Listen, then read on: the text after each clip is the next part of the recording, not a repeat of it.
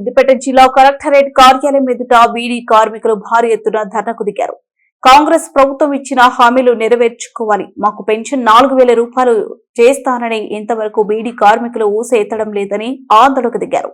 ఈ కార్యక్రమంలో బీడీ కార్మికులు చాలా పెద్ద ఎత్తున పాల్గొన్నారు మరియు వీరికి మద్దతుగా బీఆర్ఎస్ నాయకులు పాల్గొన్నారు.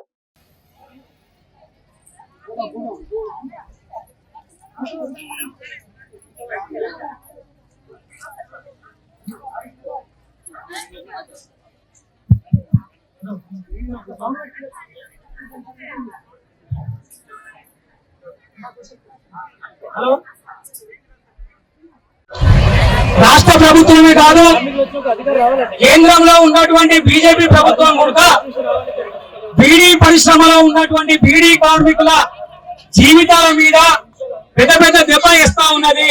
మీరు ఆలోచన చేయాలి. ఇలా దేశాయి బీడీ కంపెనీ తప్ప మిగతా కంపెనీలు 6 రోజులు 7 రోజుల కన్నా ఎక్కువ నడుస్తలేవు. ఎందుకంటే ఉర్రె గుర్తని, ఇలా పోక్సో చట్టం అని, జిఎస్టీ అని ఇలా కేంద్ర ప్రభుత్వము ఇలా తీసుకురావడంతో 60% బీడీ పరిశ్రమలు ఇలా మూతపడ్డాయి.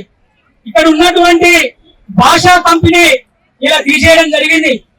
ఒంటి షాప్ కంపెనీ కూడా తీసేయడం జరిగింది. వాళ్ళ కార్మికులంతా రోడ్డు మీద పడ్డారు. మరి కేంద్రంలో ఉన్నటువంటి బీజేపీ ప్రభుత్వానికి రాకముందు కార్మికుల సంక్షేమం కోసమే బీజేపీ ప్రభుత్వం ఉంది. ఇక లేకపోతే మేము లేము అని చెప్పి ఇలా నరేంద్ర మోడీ గారు చెప్పినటువంటి మాటలు ఇలా బూటకమని ఇలా మీరు గ్రహించాలని మీకు చెప్తా ఉన్నాం.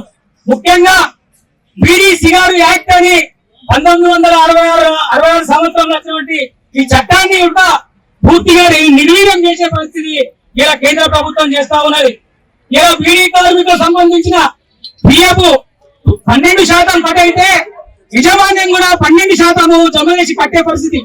కానీ ఇలా 12% ఇలా 10%కి 8% తగ్గించే ప్రయత్నము సెంట్రల్ గవర్నమెంట్ చేస్తా ఉంది.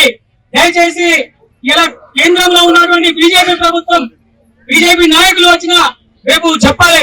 ఇలా మా బీడీ పరిశ్రమలో ఇప్పటికే 60-70% నిర్వీర్యం చేసిండ్రు. ఇప్పుడు మళ్ళీ ఎందుకు వస్తున్నాయా? మేము ఓట్లేసేందుకు మేము పనికొస్తాం, కానీ మా కుటుంబాల పోషణ కోసము ప్రభుత్వం ఏం చేసింది అని మేము ఇలా డిమాండ్ చేస్తా ఉన్నాం.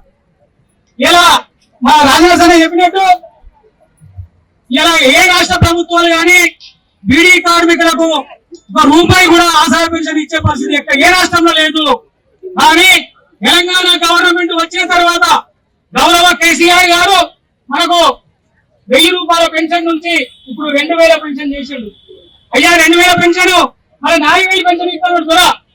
మరి రేవంత్ రెడ్డి గారు 4000 పెన్షన్ ఇస్తా అంటే ఇలా మనం నమ్మి మనం ఓట్లేసి ఇలా మోసపోయినాం, ఇలా మోసపడుతున్నాము. ఈ ఎండలో కూర్చున్నాం, ఇలా పాటు చేయబట్టే కూర్చున్నాం.